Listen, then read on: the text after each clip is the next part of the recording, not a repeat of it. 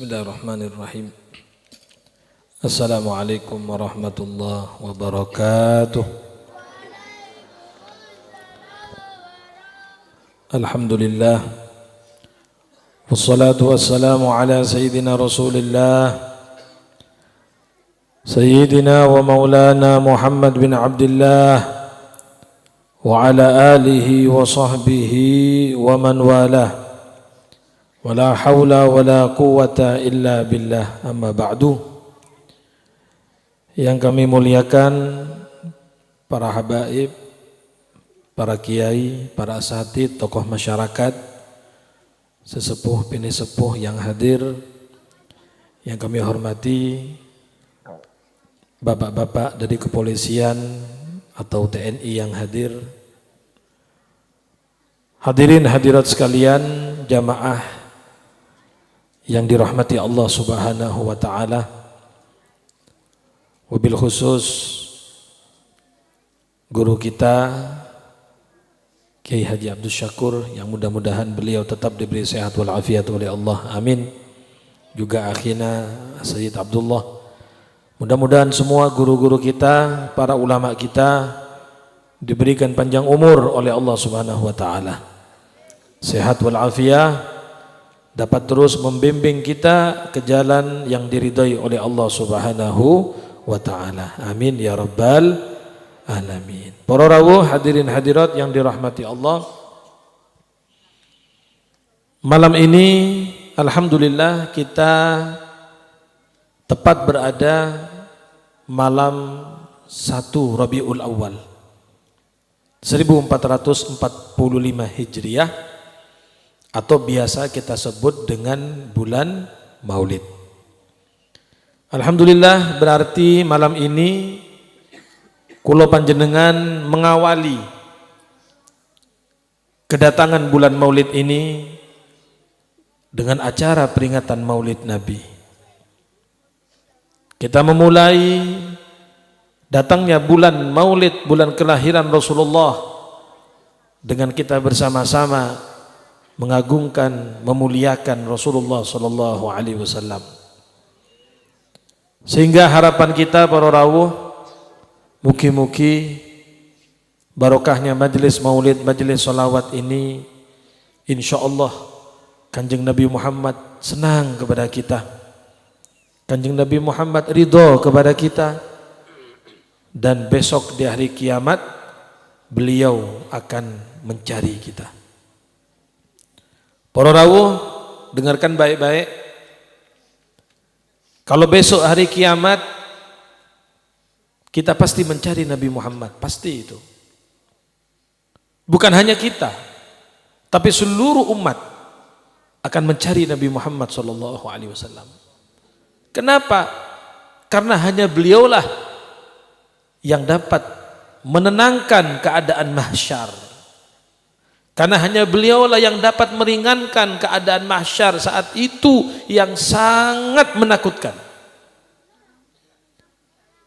Yang mana saat itu para rawuh, semua nabi tidak berani. Nabi Adam, Nabi Nuh, Nabi Ibrahim, Nabi Musa, Nabi Isa, sedaya para anbiya, mereka tidak berani. Mereka tidak mampu menolong manusia saat itu. Mereka masing-masing mengatakan nafsi, nafsi, sendiri-sendiri. Selamatkan diri kalian sendiri. Selamatkan diri kalian sendiri. Akhirnya pada puncaknya mereka semuanya mencari Nabi Muhammad SAW. Mereka semua mencari Nabi Muhammad. Bukan hanya kita umat beliau, tapi semua umat manusia mencari Rasulullah.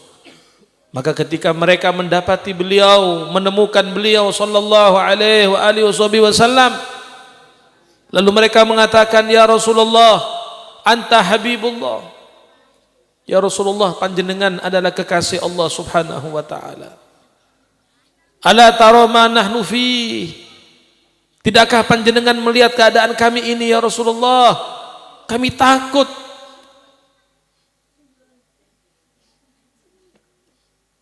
Tidakkah Anda menolong kami ya Rasulullah? Maka para rawuh hadirin hadirat, saat itu baginda Rasulullah sallallahu alaihi wasallam beliau langsung mengatakan, ana laha, iya, saya akan membantu kalian, saya akan menolong kalian. Maka beliau berjalan, beliau berangkat menghadap kepada Allah Subhanahu wa ta'ala. Beliau bersujud di bawah arsy. Lalu Allah Ta'ala berfirman, ya Muhammad irfa' ra'sak sal tu'ta washfa' tushaffa. Kata Allah, Muhammad, angkat kepalamu, apa permintaanmu akan aku kabulkan, kata Allah. Kau ingin syafaat, kau akan diberi syafaat. Bapak Ibu, saudara-saudara sekalian, apa yang pertama terlontar dari lisan mulia Nabi Muhammad? Yang pertama terlontar dari lisan beliau adalah ummati, ummati. Ya Allah, selamatkan umatku ya Allah. Selamatkan umatku ya Allah. Itu yang pertama keluar dari lisan suci beliau. Kanjeng Nabi tidak mengatakan anak saya, istri saya, tidak. Tapi yang diingat oleh beliau adalah kita umatnya. Ummati, ummati. Disebut oleh kanjeng Nabi Muhammad SAW. Nah, para rawuh, singkatnya beliaulah satu-satunya manusia yang besok diizinkan oleh Allah Ta'ala untuk memberi syafaat kepada seluruh manusia di padang mahsyar, sehingga keadaan menjadi tenang kembali. Matahari dijauhkan lagi, neraka jahanam dikembalikan lagi, keadaan menjadi tenang. Itu semuanya berkat syafaat kanjeng Nabi sallallahu alaihi Muhammad, sallallahu alaihi Muhammad. Kalau kita diajak untuk membaca solawat, panjenengan baca solawat. Kalau kita tidak mau baca solawat, hati-hati nggak dapat syafaat. Kalau orang malas baca salawat kepada Rasulullah, diajak baca salawat tidak mau, dikhawatirkan besok hari kiamat tidak bisa melihat wajahnya Nabi Muhammad SAW. Makanya kalau diajak baca salawat, ayo kita baca salawat. Allahumma sholli ala Muhammad. Para rawuh hadirin hadirat yang dirahmati Allah, kita ini berusaha bagaimana besok di hari kiamat, para rawuh, kita yang dicari oleh Nabi Muhammad. Kita berusaha besok di hari kiamat, kita yang diperhatikan oleh Nabi Muhammad. Kita yang dicari oleh Nabi Muhammad. Kalau beliau yang mencari kita, beliau yang memperhatikan kita, maka pasti beliau akan datang, beliau akan menyelamatkan kita, pasti beliau akan menemukan kita. Tetapi kalau kita yang mencari beliau saat itu, khawatir boten kepanggih, hadirin. Loh, kok bisa begitu? Iya, sebab besok itu ada orang yang ingin bertemu dengan Nabi Muhammad, tapi diusir oleh malaikat. Diusir oleh malaikat. Piyambake ngaku-ngaku, saya umatnya Rasulullah, saya umatnya Nabi Muhammad, saya mau minum dari telaga Kautsar. Begitu mendekat dari telaga Kautsar, diusir oleh malaikat, hadirin. Diusir oleh malaikat. Dia tidak bisa minum dari telaganya Nabi Muhammad SAW. Ya, sampai dalam riwayat disebutkan ketika mereka itu diusir, Rasulullah memanggil malaikat, malaikat, itu kan umat saya, kenapa kau diusir? Kenapa dijauhkan dari telaga Al-Kautsar? Apa kata malaikat? Ya Rasulullah, ketahuilah mereka itu berbuat, mereka itu melakukan satu hal yang di luar ajaran engkau ya Rasulullah. Amalan mereka tidak sejalan dengan amalanmu ya Rasulullah. Perbuatan mereka tidak sesuai dengan ajaranmu ya Rasulullah. Maka mereka diusir dari telaga, tidak bisa minum dari telaga, tidak bisa berjumpa dengan Nabi Muhammad SAW. Dados para rawuh, ada orang yang ingin bertemu dengan Nabi tapi dia tidak bisa bertemu dengan Nabi, bahkan diusir oleh malaikat. Kenapa? Karena selama di dunia akhlaknya, perilakunya, perbuatannya tidak sejalan dengan syariat yang dibawa oleh Kanjeng Nabi. Nah, makanya ayo para rawuh, hadirin hadirat semuanya, akhlak Rasulullah, ajaran Rasulullah kita tiru. Nggih Pak nggih? Pak, Bu, akhlak Nabi kita tiru. Sunnah-sunnah Rasulullah kita amalkan. Supaya besok kita diakui. Supaya besok kita bisa minum dari telaga Nabi Muhammad. Supaya besok kita bisa mencium tangan Rasulullah. Maka di dunia ini ikuti ajaran beliau. Ikuti thariqah Nabi Muhammad SAW. Kalau Anda bertanya bagaimana Beb cara mengikuti Rasulullah, ikutilah para ulama. Dekatlah dengan para ulama. Karena dalam hadis dikatakan ulama ummati ka anbiya Bani Israel. Kedudukan ulama umatku ini sama dengan nabi-nabi di zaman Bani Israel.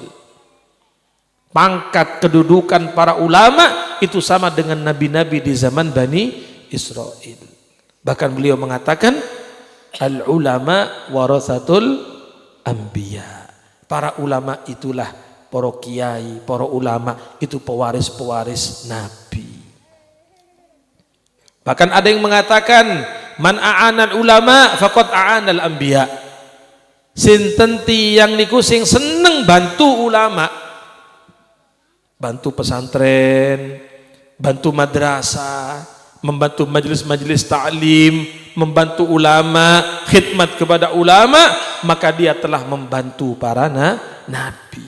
Karena kedudukan ulama di umat ini sama dengan nabi-nabi pada umat terdahulu. Sallallahu alaihi Muhammad. Nah, jadi kalau panjenengan ingin mengikuti thariqah Nabi Muhammad sallallahu alaihi wasallam, maka ayo ikuti para ulama. Paham Pak nggih? Jangan jauh-jauh dari ulama. Jangan jauh-jauh dari majelis ilmu. Dan siapapun harus mendukung majelis-majelis yang seperti ini. Nggih? Dukunglah majelis sholawat Nabi.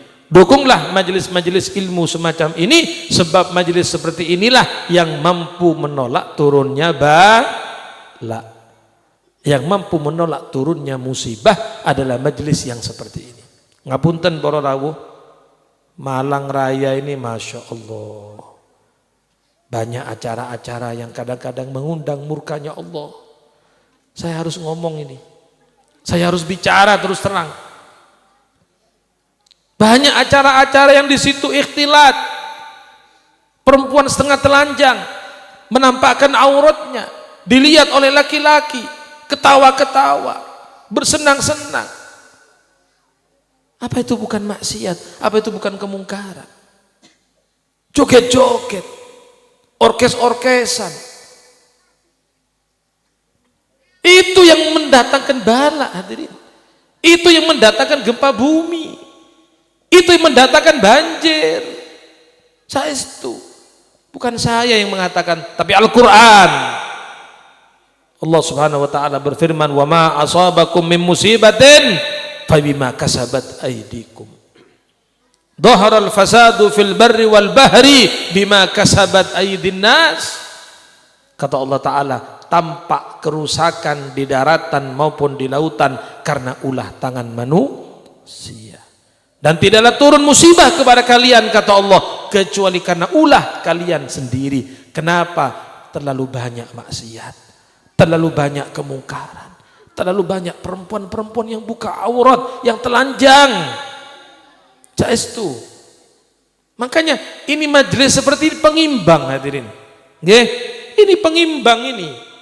Ini yang mensterilkan.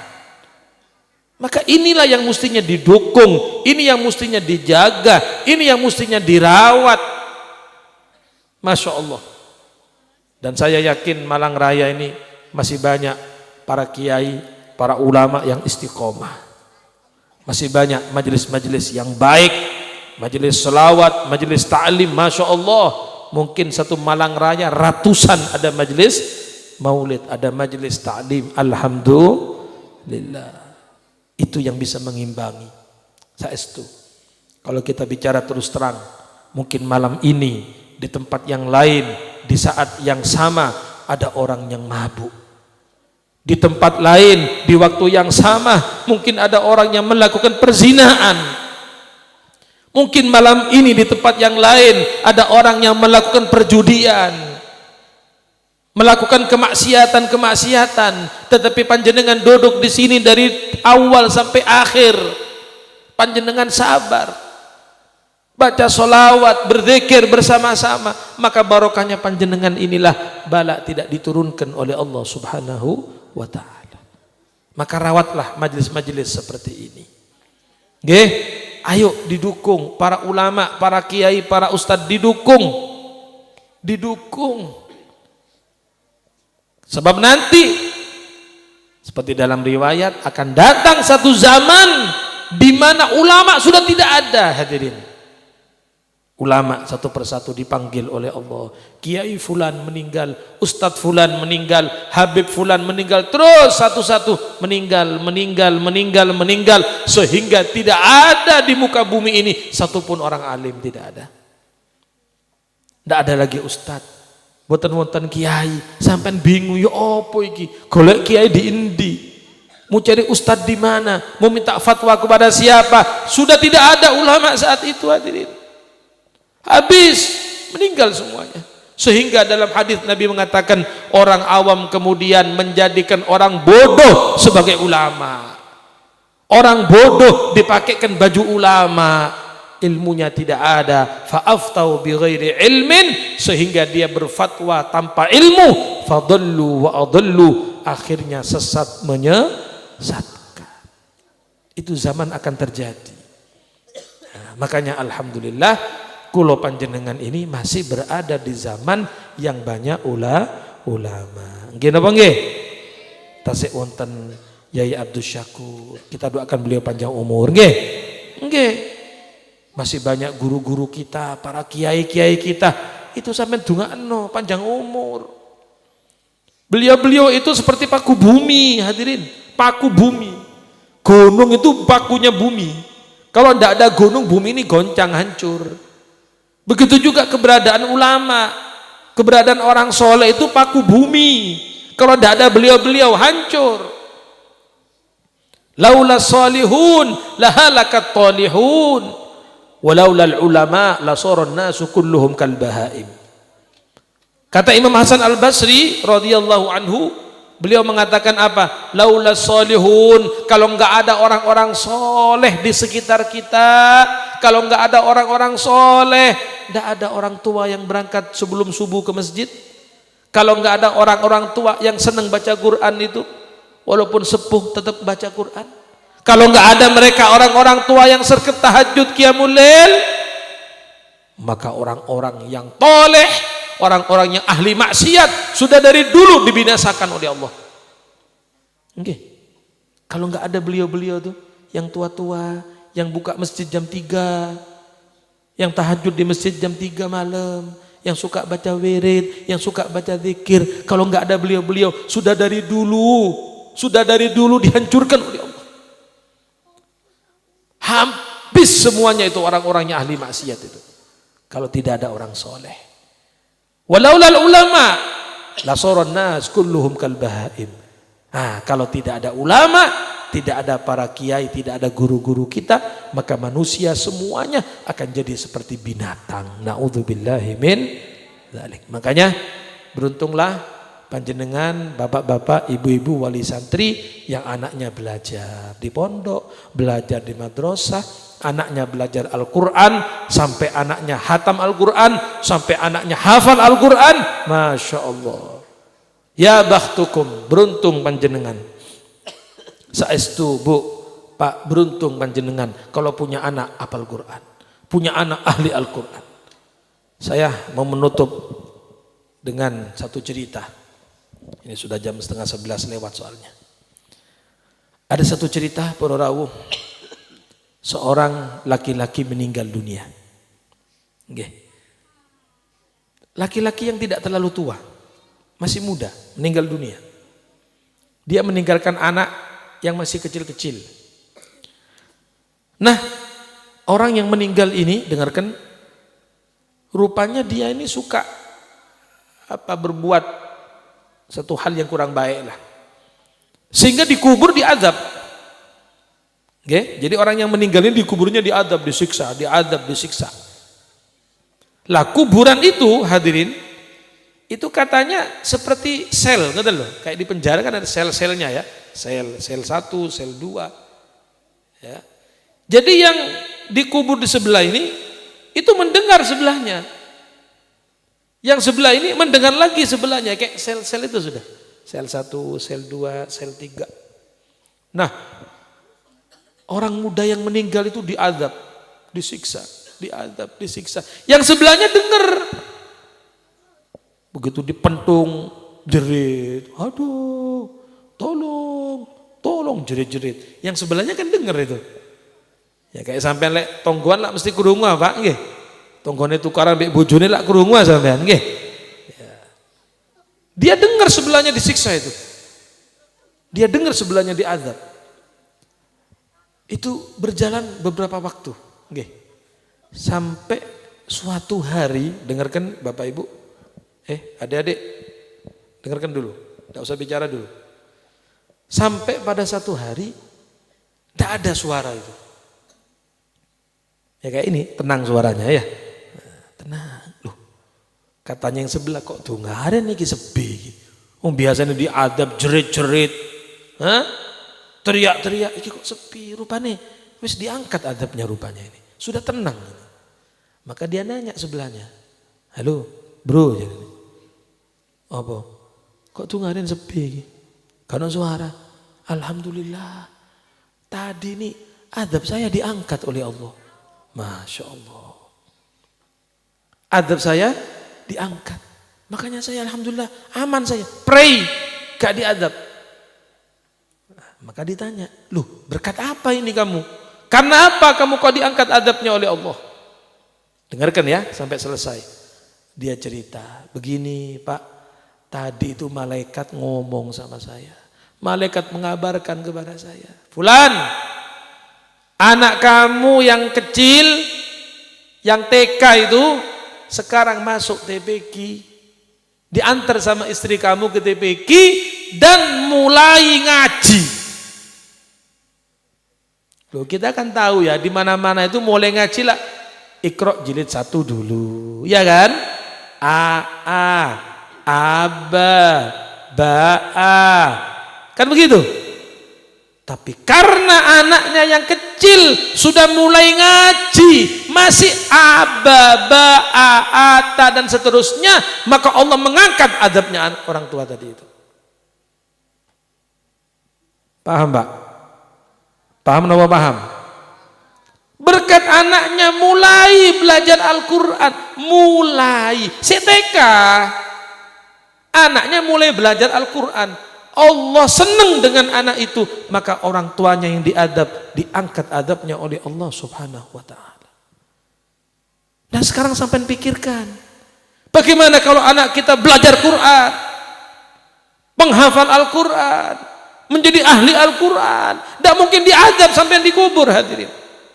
Nih bapak-bapak, ini ibu-ibu yang hadir nih, sampai punya anak ngaji Quran, apalagi apal Quran, tidak mungkin panjenengan diazab oleh Allah di kuburnya. Kenapa? Berkat anak kita tadi itu. Alhamdulillah.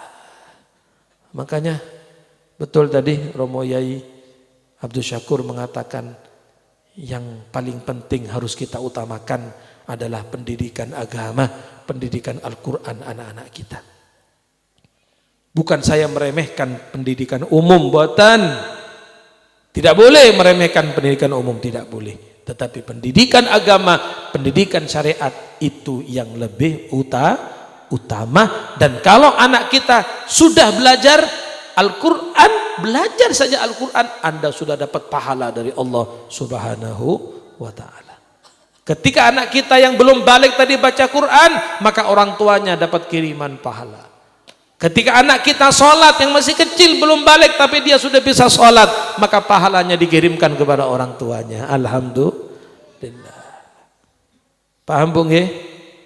Sekarang saya mau tanya Bapak Ibu sekalian, kira-kira kalau punya anak ahli Quran seneng apa boten? Seneng apa boten? Punya anak jadi ulama seneng apa boten? Seneng, alhamdulillah. Seneng dunia, seneng akhirat panjenengan. Seneng dunia, seneng akhirat. Di barzah akan diluaskan kubur panjenengan berkatnya anak kita yang menjadi ahli Al-Quran. Amin ya rabbal alamin. Mugi-mugi Allah subhanahu wa ta'ala menerima semua hajat kita, hajat orang tua, hajat wali murid semuanya, dan hajat anak-anak kita yang belajar ini. InsyaAllah mereka semua dijadikan oleh Allah minal ulama al-amilin an-nafi'in ar-rasikhin. Mudah-mudahan hajat kita semuanya hadirin hadirat dikabulkan oleh Allah subhanahu wa ta'ala. Hajatid dunya bil maisarah wa hajatil akhirah bil maghfirah. Dan mudah-mudahan barokahnya peringatan maulid Nabi Muhammad ini, insyaallah kita semua dijaga dari balak musibah. Amin. Kita dijaga dari balak musibah, kita dijaga dari balak musibah. Amin ya rabbal alamin. Allahumma arhamna wa'afina wa'fu anna. Allahumma arhamna wa'afina wa'fu anna. Allahumma arhamna wa'afina wa'fu anna. Allahumma bihaqqi sayyidina Muhammad wa ali sayyidina Muhammad.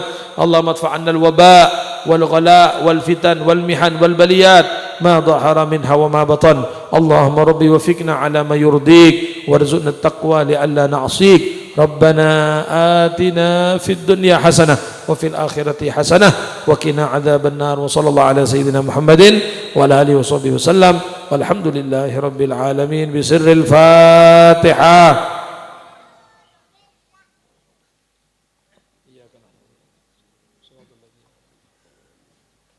Amin. Hadanallahu wa iyyakum. Tsumma assalamu alaikum warahmatullahi wabarakatuh. Wonten pengumuman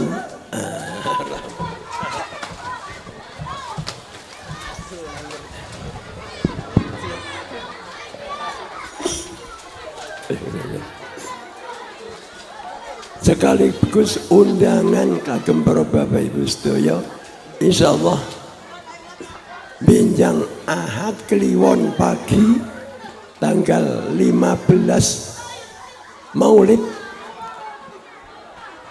wonten pengaosan Maulid Rasul wonten Pondok Al-Huda. Tanggal 15 Maulid Ahad Kliwon pagi. Mugi-mugi pinaringan saged hadir. Amin.